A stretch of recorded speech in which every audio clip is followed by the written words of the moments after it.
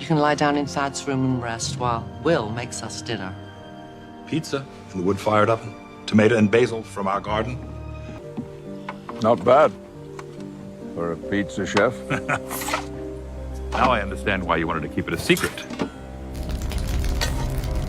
Hey, what's up guys? Welcome back to Binging with Babish, where this week we're taking a look at Bunnicorn Pizza in a scene from Star Trek Picard that I like to think was made just for me. First up, we need a freshly killed, average, standard bunnicorn. We all, of course, know how to clean and devenomize a bunnicorn carcass, so I'm not going to waste your time with that. And instead, I'm just going to dig right into getting the meat off this thing. Much like the rabbits of Earth, there is not much meat on a bunnicorn carcass, so we're going to go ahead and harvest whatever we can. 2 thin tenderloins running down the center of the back, and all the meat off the wings and thighs still only yields about 1.5 pounds of meat. So just like any meat that we're going to grind, we're going to place it onto a sheet of parchment paper and into the freezer for 15 to 20 minutes until the edges just begin to harden. I'm going to hang on to this bunnicorn carcass to make bunnicorn carcass stock, and that is the last time that you're going to hear me say bunnicorn. Also headed into the freezer are the grinding components of our meat grinder. The colder these components are, the more efficiently they're going to be able to grind our bunnicorn.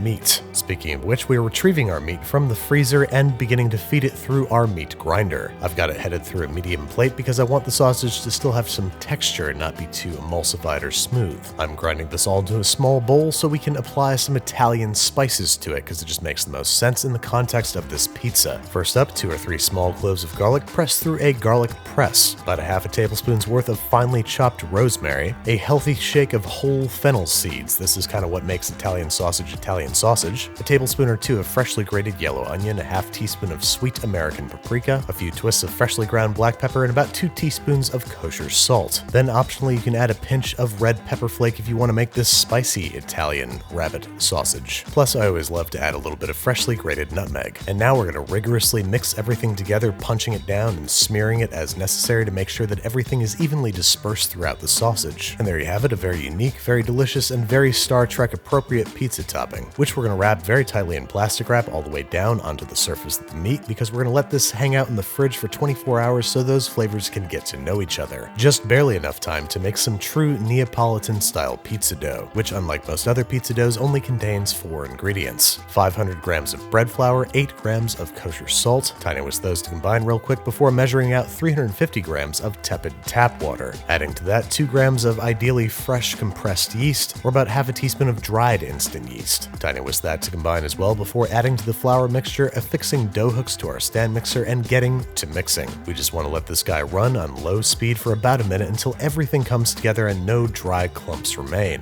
At this point, we're going to crank the speed up to medium-low and knead for 7 to 10 minutes in order to develop good gluten. Gluten is important not only for our ability to stretch the dough into a pizza, but for that resultant pizza to have a chew and an incredible texture. After 7 or 8 minutes, you'll find that your dough is soft and supple, a little sticky, but very stretchy and workable. This is, after all, a pizza dough with a hydration of 70%, so you're going to think that it's too wet, but fear not, because we're going to do 2 things that not only improve the dough's flavor, but its workability. First, we're going to drop it in a lightly oiled bowl, cover with plastic wrap, and let it sit at room temperature for 8 to 12 hours during its first ferment, after which time you will see that it has more than doubled in size. Now this guy's headed into the fridge for at least 24 hours up to 72. The longer you let it sit, the more flavor it's going to develop and the more beautiful charred bubbles are going to dapple its surface. As you can see, we've got some nice gluten development here. The dough is nice and stretchy, but we're going to turn it out onto an unfloured worktop and divide into 3 equal pieces, each of which should weigh around 270 grams. This is the palette upon which we shall paint our pizza, but first we need to stretch them into taut little balls. As you can see, I'm sort of using the edges of my hands and the dough's own stickiness to draw it underneath itself and pull its surface taut. The smoother and rounder and more even they are, the more consistent our final product will be. Once we've got those rolled and stretched out into 3 little pre-pizzas, we're going to heavily flour a proving box. Ultimately, you could just use a rimmed baking sheet covered in plastic wrap, but this just makes it a little easier. Either way, we're letting these guys prove at room temperature for 2 to 3 hours. Plenty of time to make our tomato sauce, which at the time of this voiceover I'm realizing Riker didn't use. He used whole tomatoes. I became so obsessed with making Neapolitan style pizza at home that I kinda let that detail slip through the cracks. So here instead we have a drained 28-ounce can of DOP San Marzano tomatoes that I'm going to pulse together using an immersion blender with a few pinches of kosher salt until it's smooth but not too smooth.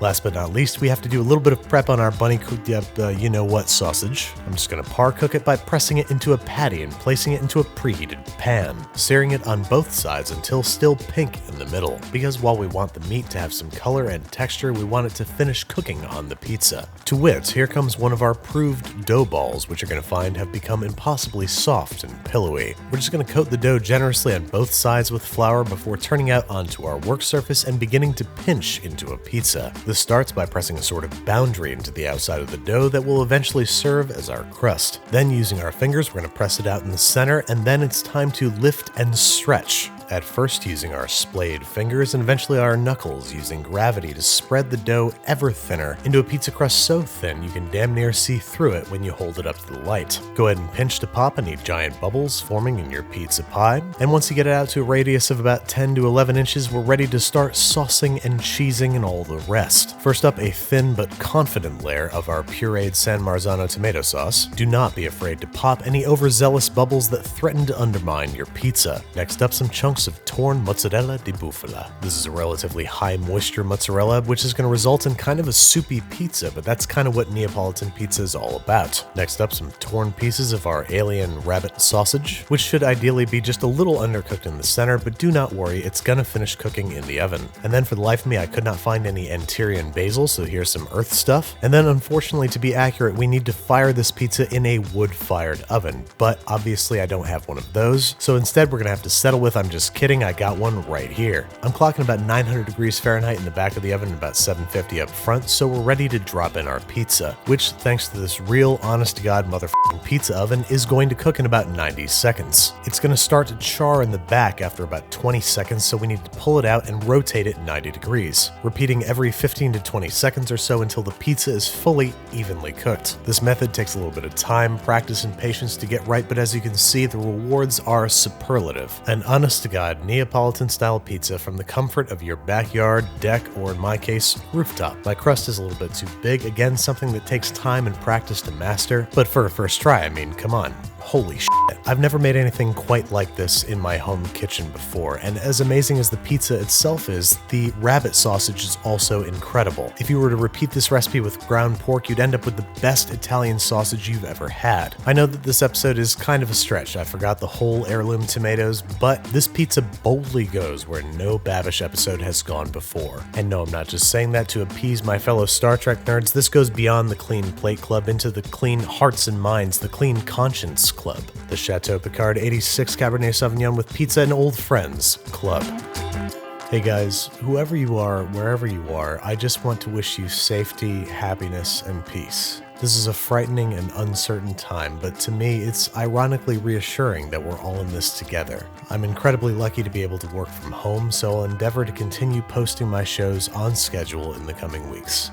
Until then, now more than ever, please keep cooking for those you love. I will if you will.